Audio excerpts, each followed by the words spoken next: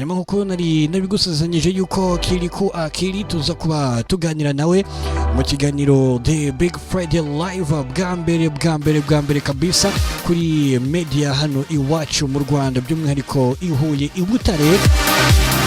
Yes, hanyuma reka tumuhe ikaze ubundi tuze dutera nawe story nyinshi zigiye zitandukanye.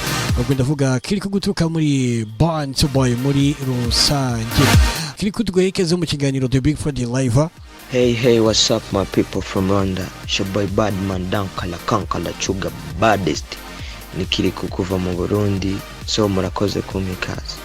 Yeah, neze cyane. Akenshi nkunda guherage ku izina umu artist wenda dukoranye interview akoresha mu ku branding ibikorwa bye muri rusange. Iri zina rya Kirikou Akili ryaje gute? Se niwe wari gihaye cyangwa se hari umuntu wenda runaka ugize mu ruhare kugira ngo witwe iri zina rya Kirikou? Kirikou ryaturutse he? Kirikou Akili. Kirikou ryavuye benshi bafatiye kuri ya cyanyuma ya Kirikou kono kari gatonya gafise ubwenge, ndibaza ko ari cyo baba bararikuye ko natanguye ibintu byo kurimba nkiri muto cyane. Amakili najye nagiye kurihabwa n'umwe mu bamfashe ukuboko, ariwe Big Fizzo, niwe yanyise izina Akili. Okay, byiza cyane. Hanyuma tugarutse inyuma gato mu mateka ya Kirikou, tuzi ko talent yawe yo kuririmba yatangiriye Ingozi aho ngaho mu gihugu cy'u Burundi ukiri umwana muto. Ese icyo gihe ababyeyi bawe ndetse n'abandi bantu babifashe gute cyangwa se bagufataga gute, bakubanaga gute? Ese nta bantu baba baratangiye kuvuga ko wenda utangiye gukora ibintu by'ububandi cyangwa se ibintu by'uburara? Nje hakuru ntabwo nabanye cyane n'ababyeyi, kiretse ko nabanye na mama wanje gusa. Mama wanje nawe ntabwo twabanye igihe kinini, ariko mama wanje nibaza ko atanu n'umufana ngira mfise mama wanje yarabishima, yaramfana, kandi urabizi ko mama bari mama, umuvyeyi amara umuvyeyi. Ikintu cyose ushobora gukora n'ubw'isi yose idashobora kugushigikira, mugabo nigakuze usanga mama wawe nawe atagushigikiye, n'ubw'isi yose itagushigikira ariko mama wawe agushigikiye kabisa. Yahama kumva ko boba bamfata bakavuga ko nabanatanga ibintu by'uburara, mbona ubu barabivuga kubera ko abantu ntabwo dutahura ibintu kimwe, buri muntu wese afite uko abitahura.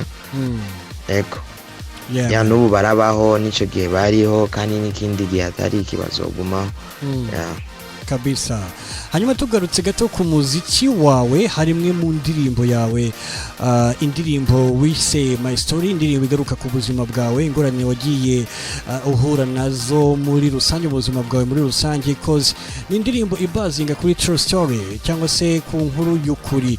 Mu by'ukuri iyi ndirimbo iyo uri kuyumva ni iki kikugarukamo, ni iki mu by'ukuri kiza mu maso yawe? Iyo ndirimbo ndi kuvuga ni iyi ngiye, reka kwanza nyumvishe n'abaduteze amatwi ho gato cyane bumve iyo ndirimbo iyo ari yo muri rusange. Nkiva mu nda ku isi nahasanze urwango mu bw'abandi babakunda, mu miryango y'ababyeyi baranyihakanye hose. Mama niwe yari umugenzi, inshuti yanjye na ro mama ronka umugabo, uko nabiziga siko nabisanze mugabo. Mama yifuza kumbera umubyeyi nkamubera umwana, ubuzima bukagenda bwanka twese turira. Alright, indirimbo niyo ngiyo, indirimbo wise My Story muri rusange. Se iyi ndirimbo buruko uri kugenda uyumva cyangwa se iyo uri kuyumva ni iki kikugaruka muri by'ukuri muri wowe, ni iki kiza mu maso yawe Kirikou?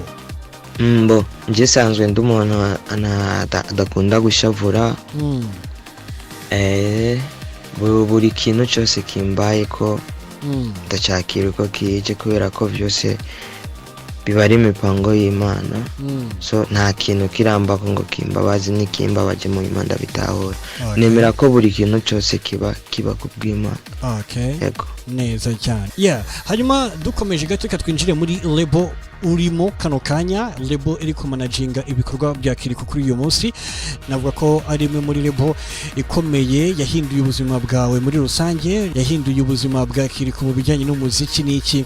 Hanyuma wakubwira ngo ugire iki yivugaho mu by'ukuri kugeze kano kanya, niki wavuga kuri label ya Born to Boy? Born to Boy ndayishimira cyane. Icyo nabivuga ko nuko ndabakunda, kandi barengeye kuba bamfasha mu muziki. Twaramaze kuba umuryango. neza cyane. Anyway, hanyuma reka tujye ku muziki wawe muri rusange. Ubona ari yihe mpamvu ituma abo artists benshi cyangwa se abahanzi benshi bakunda kwifuza Kirikou cyane muri collab zabo? Kubwawe ubibona gutya cyangwa se ukeka ko impamvu ari iyihe? Cy'abahanzi kunyifuza dukorane. Shaje nibaza ko kibazabo kubera ko sinzi icyo bashima kuri jewe, mugabo nibaza yuko kimwe ngira baba bumva ko iyo ndirimbo shize mwijwi bishobora kumera nkuko we baba bishaka. Ya impamvu aba yancaguye ni wayizi. Okay, neza cyane. Hanyuma abantu bumva amagambo uririmba mu ndirimbo zawe, ubwo twinjiye mu ndirimbo zawe, bavuga ko uririmba amagambo y'abantu bakuru ugeranyije nuko bamwe babona ko ukiri umwana mutoya mu by'ukuri. Ese ni wowe wiyandikira iriya mirongo uririmba cyangwa se hari undi muntu ugufasha kwandika imirongo wenda mu ndirimbo zawe? Jewe kuva nkiri muto, kuva nkitangura iby'umuziki nagiye na kimwe abantu barigera bemera ko ibintu ndirimba byo barigenda byandikira. Kandi kare byarambabaza kubera ko nabona umenga isi abisi abatahura yuko atari niyandikira, bashaka kunyereka ko ngewe icyo nkora atacyo nshoboye. Ari abantu bakinshoboza, mugabo mu nyuma naje gutahura kuba abantu batahura ko ibyo ndirimba atari noba ndavyandikira, nuko birengeye bindengeye ari bikuru cyane bibasiga. Ya mu nyuma rero naje kubitahura uko ama kwiyandikira nije niyandikira. Wow, byiza cyane. Hanyuma ni iyihe mpamvu ituma ukunda kuririmba mu Giswahili cyane mu ndirimbo zawe mu by'ukuri Kirikou? Impamvu nkunda kuririmba mu Giswahili nuko Igiswahili kiri henshi. Ndibaza yuko nko muri East Africa Igiswahili ntaho kitavugwa, ariko Ikirundi abantu duhuza ururimi ni u Rwanda n'u Burundi. Numva ko Ikirundi ntabwo kigera kure cyane. Nuvuga ko ari kuri izo mpamvu. Byiza cyane. Yes, hanyuma tugarutse gato mu minsi ishize mu kiganiro Big Fizzo yajyanye na kimwe mu gitangazamakuru cyangwa se nimwe muri radio hariya mu mujyi wa Bujumbura yitwa RFM, bamubajije umuhanzi ashobora kuba yaha award yakoze cyane cyangwa se yakoze neza muri uyu mwaka wa 2020. Big Fizzo aza kuba asubiza ko iyo award yayiha Kirikou. Mu by'ukuri bino bintu niba warabyumvise wabyakiriye gute? Ese koko iyo award kubgawe ubona koko waba uyikwiye? Nicyo wivuga Kirikou? Kuba yavuze yuko ari jinda ikwiriye, kandi akaba ari umuntu akomeye cyane muri no muziki wacu. Arafise icyo yarabiye ko, kandi ndibaza wewe ko afise uko abibona cyane kurusha n'abo bandi bategura ayo award. Yakwari yarabivuze birashoboka. Ama je kubganje sinzi ntabwo nzi ko ari jinda gakwiriye. Ibyo bibona abantu. Niba ni naba ari jinda gakwiriye bazokama, batakamaye naho nari ndagakwiriye zoba ndagafise ku Mana. Imana izoba yamaze kukama, kandi n'abantu bazoba bamaze kukama. Ndibaza ko atakirotije. Byiza cyane.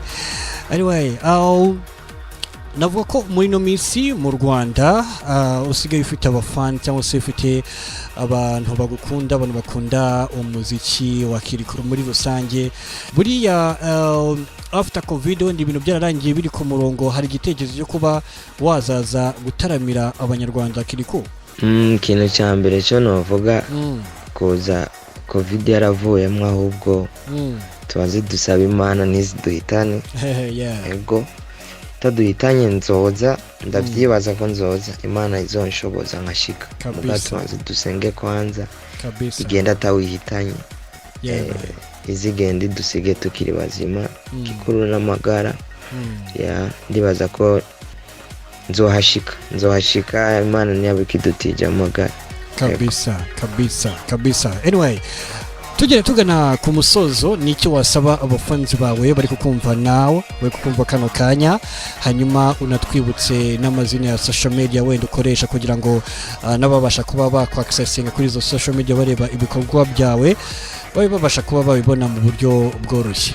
Ikintu nasaba abafanzi banje no kubashimira kwanza no kubabwira ko ndabakunda kandi barengeye kuba abafanzi n'umuryango wanje buri muntu wese afana Kirikou ntakiri umufana n'umuryango wa Kirikou kubera ko benshi barazi nje uko nakuze uko nabayeho aho ngeze naho nteganya kuzogera ni kubw'inguvu zabo no kubwo kunshigikira kwabo so cyo basaba no babandanye kumfata ukuboko nje nyene ntabwo no byishoboza hama ndabakunda cyane gose natwe turagukunda cyane hanyuma asante sana kuganira natwe tukwifurize success mu bikorwa byawe unadusuhurize kandi na ngari team nini ya Bantu Boy muri rusange Kirikou.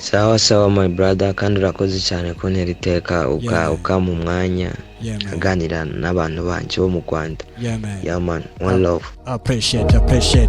Anaitwa Kirikou niwe tumaze kuganira right now. Reka nizere ko twaganiriye neza cyane kandi nizere ko abafanzi ba Kirikou mwese mwaryohewe muri rusange. Hanyuma afite indirimbo yakoranye na Big Cobra nshyashya iri kugenda ibikora neza muri no minsi.